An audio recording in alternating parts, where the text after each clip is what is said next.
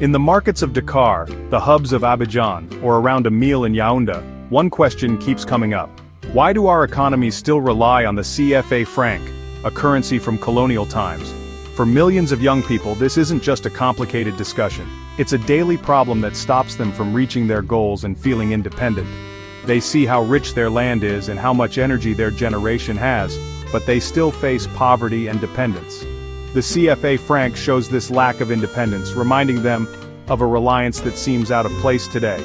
For this generation, the CFA franc question is at the heart of a discussion about who they are, their right to rule themselves, and the urgent need for Africa to find its own way to success.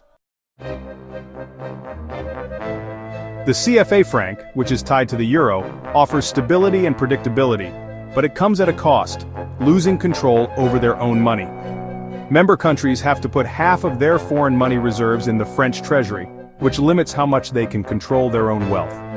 This security feels like a golden cage. It's comforting, but it also holds them back. Central banks can't freely change their money policies or really help their economies during tough times. In the end, the stability of the CFA franc makes us wonder, is it protection or dependence? For young people, the CFA franc acts like an invisible brake on new ideas and starting businesses.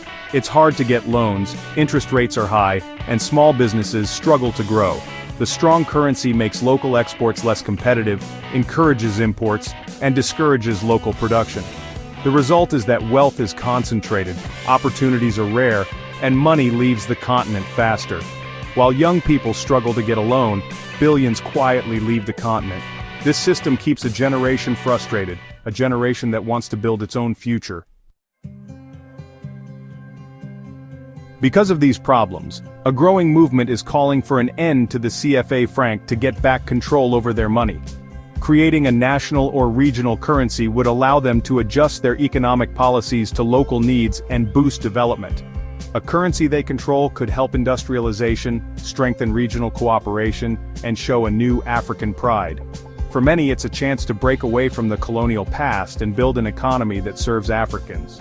This change would be a strong sign of independence and hope for young people. But the question remains, at what cost? But leaving the CFA franc comes with big risks: inflation, unstable money, and investors losing trust. Without strong systems, a new currency could be poorly managed, leading to corruption and extremely high prices. The change would be complicated, risking disruption to trade and increasing the cost of living.